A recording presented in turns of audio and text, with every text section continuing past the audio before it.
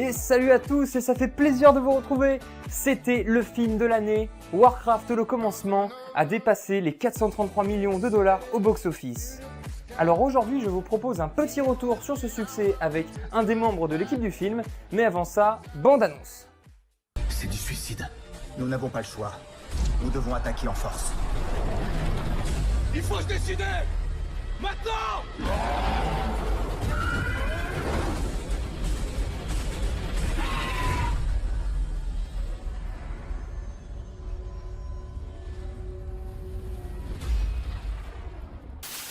Alors, Maurice le marketeur, tout d'abord, bienvenue, et puis merci beaucoup d'avoir accepté notre invitation.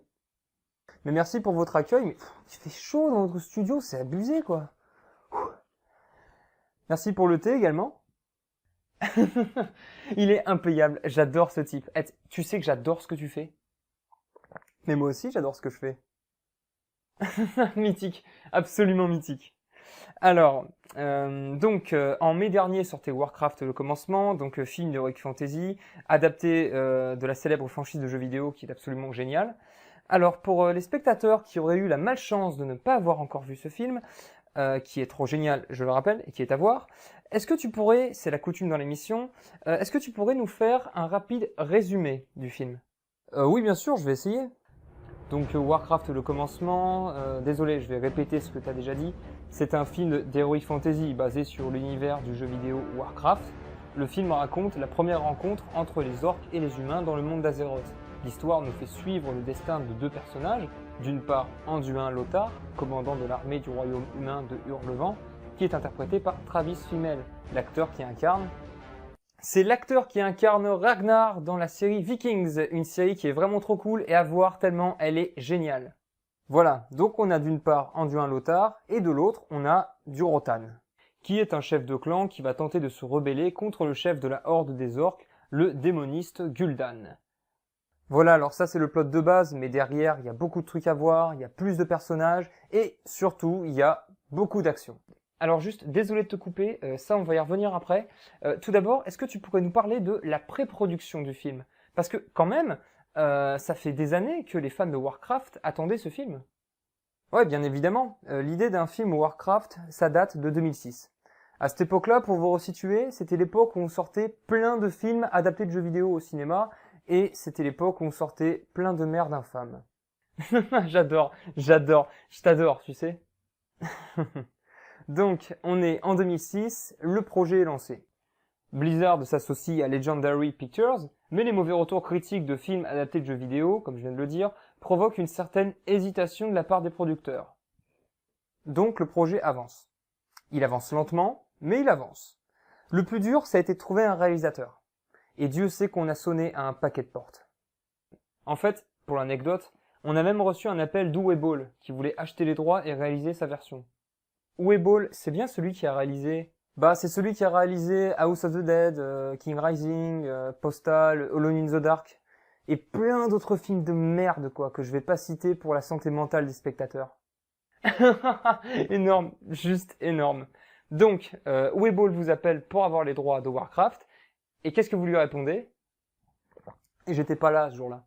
C'est Paul Sam, directeur des opérations de Blizzard, qui, d'après la rumeur, lui aurait répondu: « Nous ne vendrons pas les droits, pas à vous, surtout pas à vous. »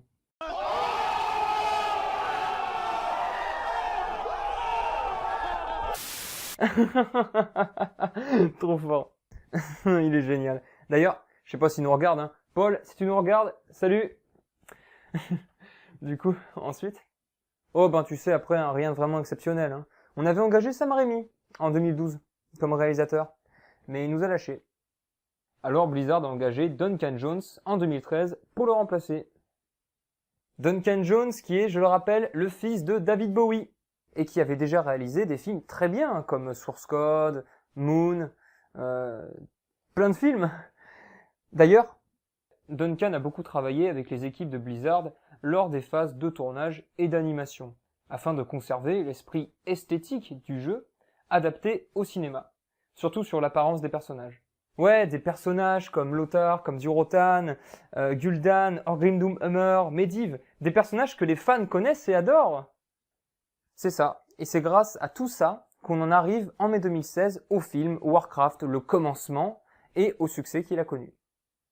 C'est génial, c'est vraiment trop génial. Et du coup maintenant, est-ce que tu peux nous donner, selon toi, les points forts du film?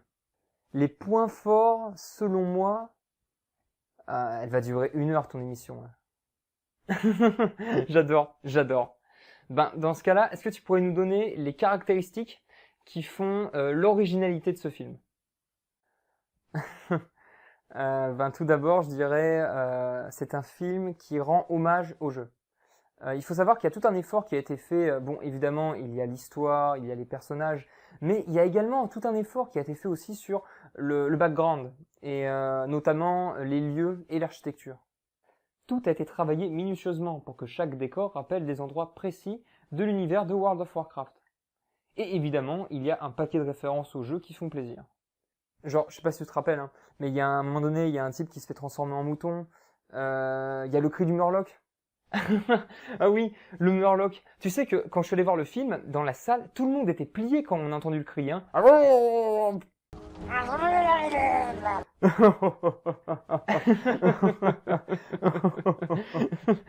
Du coup, autre chose? Ben je dirais l'action. Ouais, les scènes d'action. Il faut aller voir ce film pour les scènes d'action. Notamment à la fin, quand je suis désolé, mais là aussi on va devoir arrêter pour éviter les spoils parce que on a peut-être des spectateurs qui n'ont pas eu la chance de voir ce film. Ah oui, pardon, désolé. Ben dans ce cas-là, on peut parler des effets visuels. Donc je rappelle pour les spectateurs, le jeu Warcraft insiste beaucoup sur l'exagération, notamment pour ce qui est des armures et des traits physiques des personnages également. Aussi, les équipes chargées des effets numériques ont réussi à se débrouiller pour rendre cet aspect exagéré dans le film. Mais en même temps, ils se sont limités pour éviter de tomber dans le grotesque. En fait, c'est toute l'esthétique du film qui est comme ça, des armures au bâtiment. Tiens d'ailleurs pour la pub, ça aurait pu être un excellent slogan ça. Warcraft le commencement, une esthétique exagérée, mais pas trop. Non mais rigole pas s'il te plaît. Attends, tu sais que j'ai presque envie d'aller faire breveter l'idée en sortant de l'émission. Bon, on va dépasser le temps réglementaire, mais je te laisse donner un autre point fort. Bah encore une fois, pour l'action et pour la musique surtout. Warcraft est une œuvre musicale. C'est Rawin Djawadi qui a fait la bande originale et il a fait du super bon taf. Rawin Djawadi d'ailleurs qui est beaucoup plus connu pour avoir réalisé les musiques de Game of Thrones et de Pacific Rim. Et de Westworld aussi. Une excellente série. Mais encore une fois, il y a beaucoup d'autres choses, comme par exemple le mélange des langues orques et humaines qui mettent encore plus de réalisme au film et qui font aussi beaucoup plaisir aux fans du jeu. Alors justement, je voulais voir ça avec toi. Warcraft, le commencement, a fait 400 millions de dollars au box-office pour un budget de 160 millions de dollars, ce qui est un très bon score. Mais ce chiffre d'affaires est principalement dû à l'exploitation en Chine, tandis qu'en Occident, finalement, le score en termes de spectateurs, il est assez moyen. Et du coup, j'aurais voulu savoir qu'est-ce que tu en penses. Disons que je pense que le public des pays occidentaux a l'habitude de voir sortir en salle des adaptations de jeux vidéo qui sont complètement foirées. C'est pour ça que le film a mis autant de temps à être réalisé. Et puis finalement, on va pas se le cacher, le film il s'adressait uniquement aux joueurs de Warcraft. Oh alors celle-là, on me l'a répété des centaines de fois et honnêtement, j'en ai marre quoi. Alors je suis désolé, là je vais me lâcher. Elle est où la caméra? Elle est où la caméra? Là. Alors soyons bien clairs, le film Warcraft s'adresse à tout le monde. Le scénario est simple à comprendre, il se limite à quelques personnages. Si on avait voulu suivre tout le lore Warcraft, le film aurait duré au moins 4 heures. Alors oui, on a fait beaucoup de clins d'œil au jeu, et je conçois que certains noms soient durs à retenir, mais c'est pas non plus trop dur de comprendre qui sont les gentils et qui sont les méchants. Merde! Voilà. Donc désolé de m'être emporté comme ça, mais des critiques de ce genre-là qui sont faites par des professionnels, ça me met hors de moi. Bon, en tout cas, sache que ici, on a tous adoré Warcraft. Il y a intérêt, hein. Sinon je vous fais tous virer, hein. Bon, redevenons sérieux.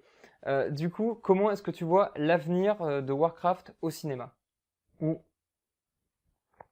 Pour être honnête, c'est assez flou. En fait, tu vois, d'un côté, il y a Warcraft qui a rapporté suffisamment d'argent pour faire une suite, mais d'un autre côté, il y a aussi Blizzard qui a assez mal pris les critiques des professionnels. Alors que justement, le public, plus général, s'est montré beaucoup plus clément. Tous les jours, on reçoit des mails, des lettres de fans qui sont là nous demander quand la suite, qu'est-ce qui va se passer après, quand. Et nous, on est OK pour la faire, la suite. D'autant plus qu'il y a beaucoup de choses à raconter. Par exemple, il y aurait la jeunesse d'Autral ou l'avènement du roi Lich.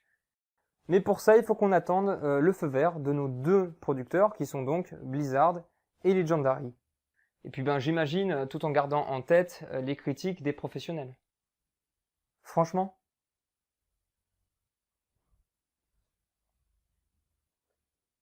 On se torche avec. Don't